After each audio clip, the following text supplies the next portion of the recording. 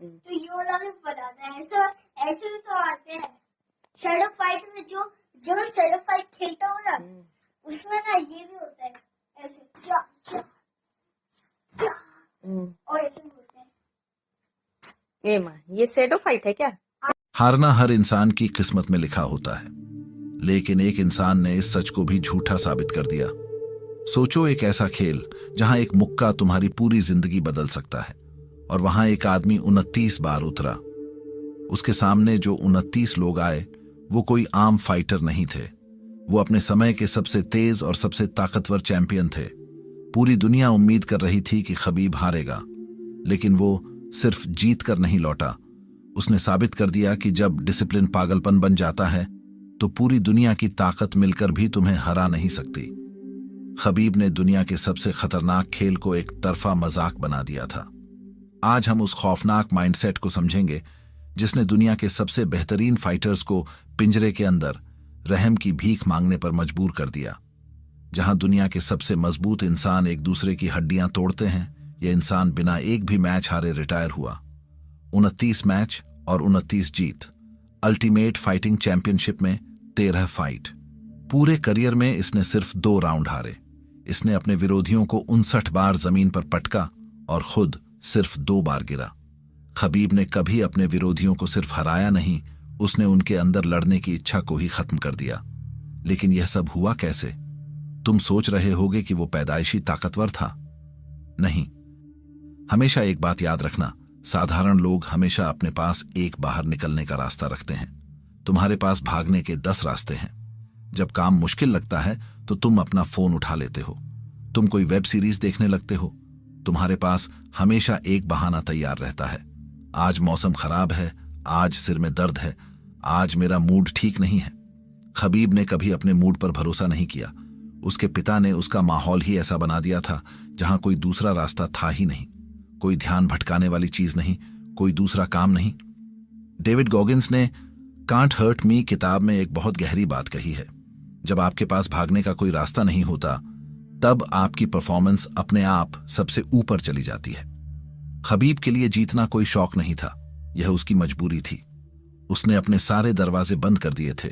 वह उस माहौल में पला बड़ा जहां कमजोरी के लिए कोई जगह नहीं थी। अगर तुम्हें भी अपने आलस को मारना है तो सबसे पहले अपने 3 डिस्ट्रैक्शन हमेशा के लिए खत्म कर दो। वो ऐप जो तुम्हारा समय खा रहे हैं, वो लोग जो तुम्हें पीछे खींच रहे हैं, या वो आदतें जो तुम्हें कमजोर बना रही हैं, उन्हें आज ही अपनी जिंदगी से निकाल फेंको। अपना एक ऐसा समय तय करो जिसमें तुम सिर्फ अपना काम करोगे, चाहे आसमान टूट पड़े। वह समय किसी भी कीमत पर नहीं बदलेगा। अब इसके बाद जो सच्चाई मैं तुम्हें बताने जा रहा हूं वह तुम्हें अंदर तक हिला देगी। यह वो डर है जो हर चैंपियन के अंदर होता है। तुम्हें लगता है कि तुम आराम कर रहे हो तो दुनिया भी रुकी हुई है। यह तुम्हारी सबसे बड़ी भूल है। जब तुम सो रहे हो, जब तुम स्क्रीन पर उंगलियां घिस रहे हो, ठीक उसी वक्त कोई दूसरा इंसान पसीना बहा रहा है। वह तुम्हारी जगह लेने की तैयारी कर रहा है। यह कोई मोटिवेशन नहीं है, यह एक डरावनी सच्चाई है। तुम्हारे ऊपर दबाव होना चाहिए। रिलेंटलेस किताब यह साफ कहती है कि जिस पल तुम आराम करते हो, कोई और तुम्हारी जगह ले लेता है। खबीब के अंदर यही डर आग की तरह जलता था। उसे लगता था कि दुनिया के किसी कोने में कोई फाइटर उससे ज्यादा मेहनत कर रहा होगा। इसी सोच ने उसे कभी रुकने नहीं दिया। उसके विरोधी सिर्फ एक फाइट के लिए ट्रेनिंग करते थे, लेकिन खबीब पूरी जिंदगी के लिए ट्रेनिंग करता था। उसके पास आराम करने का कोई समय नहीं था। 29 फाइट और 29 जीत यह बताती है कि उसने कभी खुद को कमजोर नहीं होने दिया। जब तुम काम को टालते हो तो तुम अपने विरोधी को खुद पर हावी होने का न्योता देते हो। हर दिन जब तुम मेहनत नहीं करते, तुम किसी और को जीतने का मौका दे रहे हो। तुम सोच रहे होगे कि इतनी मेहनत तो सब करते हैं, फिर वो सबसे अलग कैसे बना? इसका जवाब तुम्हें उसकी बचपन की एक खौफनाक कहानी में मिलेगा। ध्यान से सुनना। खबीब सिर्फ 9 साल का था। 9 साल के बच्चे आमतौर पर खिलौनों से खेलते हैं, लेकिन उसके जन्मदिन से ठीक पहले उसके पिता ने उसकी हिम्मत जांचने के लिए उसे एक भालू के बच्चे से लड़ने के लिए छोड़ दिया। तुम सोच सकते हो, 9 साल का बच्चा और एक जंगली भालू। यह सिर्फ एक लड़ाई नहीं थी, यह डर का सामना करना था। ये उसके अंदर से डर को हमेशा के लिए खत्म करने का तरीका था। महानता, इज्जत और सफलता, इन तीनों की एक ही कीमत है, बहुत बड़ा बलिदान। एंड्योर किताब में बताया गया है कि हमारी सीमाएं शारीरिक होने से पहले मानसिक होती हैं। खबीब का असली हथियार उसकी कोई खास कला नहीं थी, बल्कि दर्द सहने की उसकी क्षमता थी। उसे दर्द की आदत हो गई थी। बर्फीली नदियों में तैरना, खड़ी पहाड़ियों पर दौड़ना और दिन में 2 बार दुनिया के सबसे खतरनाक फाइटर्स के साथ खुद को तपाना, यह डिलिबरेट स्ट्रेन है। पीक नाम की किताब समझाती है कि बार बार एक ही चीज करना सही प्रैक्टिस नहीं है। असली प्रैक्टिस वह है जो तुम्हें हमेशा दर्द और मुश्किल में डाले। जब तुम अपनी सीमा से बाहर जाते हो तभी तुम मजबूत बनते हो। आज से रोज एक ऐसा काम करो जो तुम्हें मुश्किल लगता है। ठंडे पानी से नहाना हो या फिर जब मन हार मान ले तो 10 मिनट और काम करना हो। जब तुम्हारा दिमाग कहे कि अब रुक जाओ तो ठीक उसी वक्त थोड़ा और आगे बढ़ो।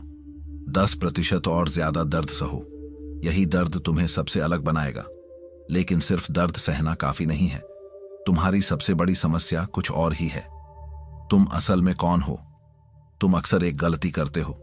सुबह तुम बहुत जोश में होते हो। तुम सोचते हो कि आज पूरी दुनिया बदल दोगे, लेकिन रात होते होते तुम वापस अपने उसी पुराने और कमजोर रूप में आ जाते हो।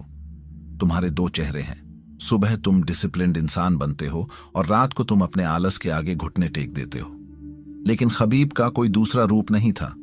वह किसी नकली चेहरे या बनावटी रूप पर विश्वास नहीं करता था। वो दिन के 24 घंटे एक ही इंसान था। उसने कभी डिसिप्लिन्ड बनने की कोशिश नहीं की।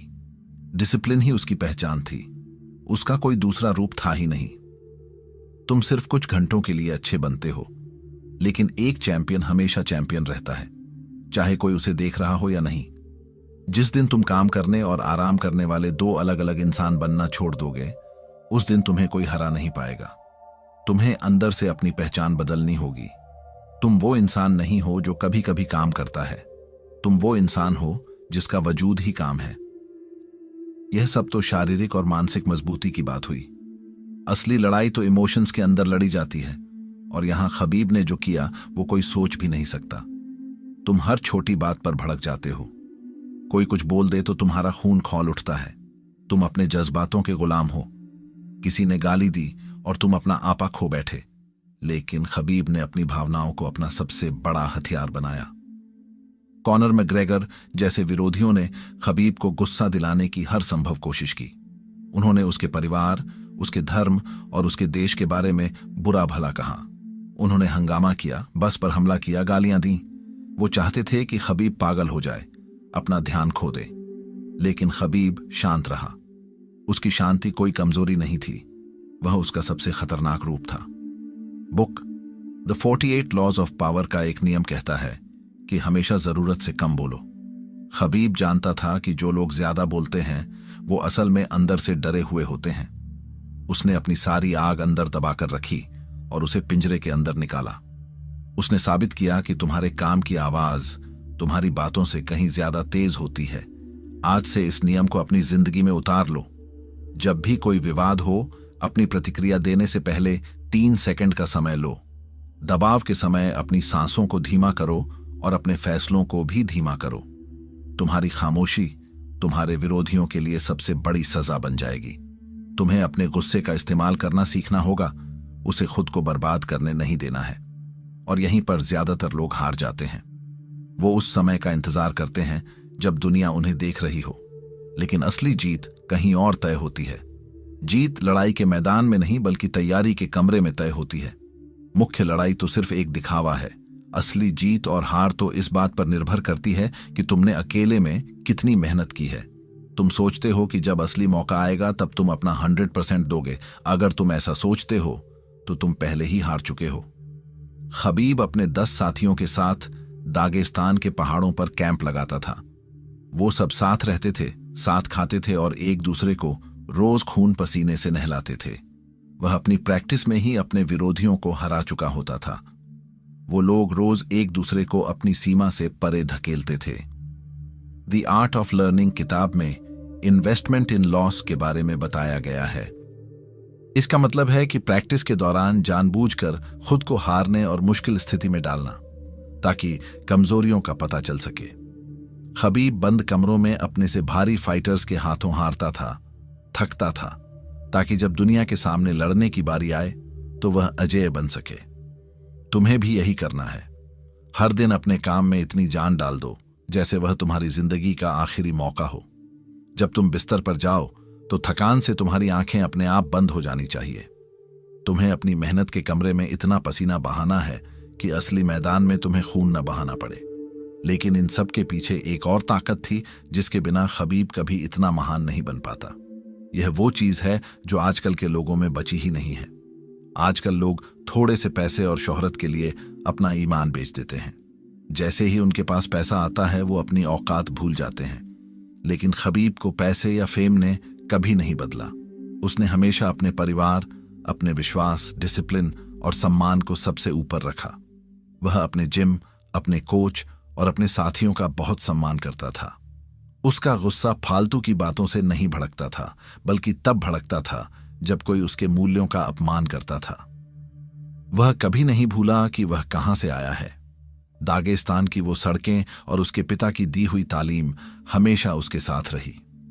उसके पिता ने युवाओं को अपराध और गलत रास्तों से बचाने के लिए मार्शल आर्ट का सहारा लिया था। खबीब ने उसी रास्ते पर चलकर अपने समाज को रास्ता दिखाया। वह अपने साथियों के लिए एक मिसाल था। अगर कोई ट्रेनिंग में थका हुआ दिखता तो वह उनके फोन छीन लेता था।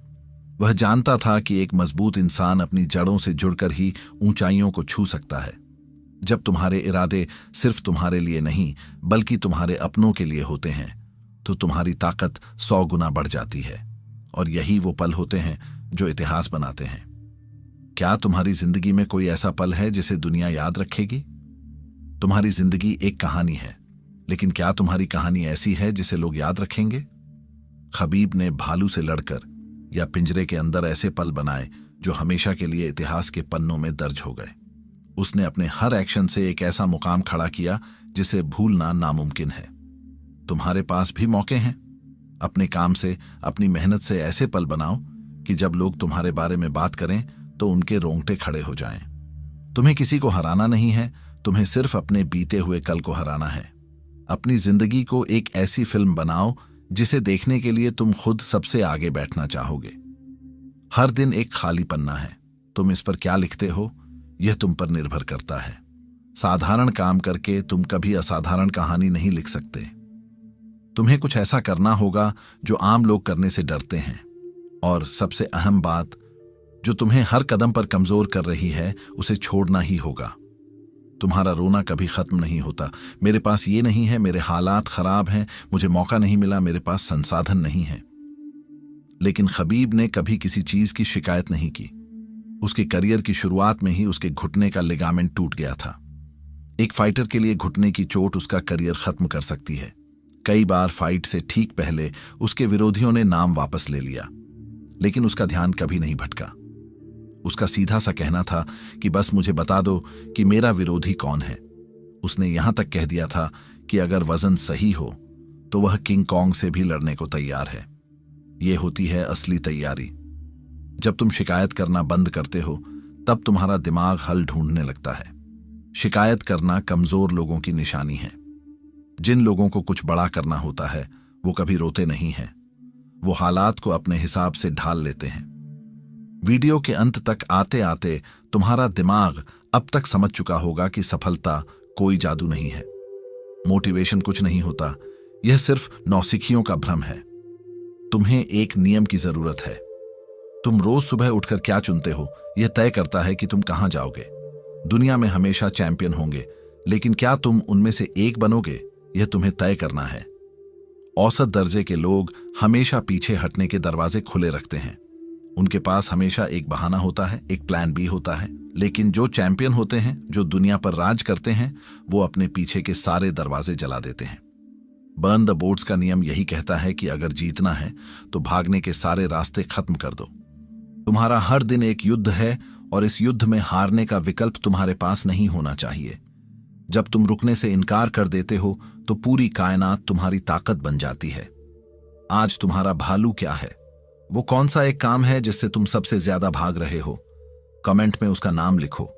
और अगर उस भालू का शिकार करने के लिए तुम्हें एक हथियारों से भरे सिस्टम की तलाश है, तो मेरी discipline and mental toughness playbook description के पहले लिंक पर मौजूद है।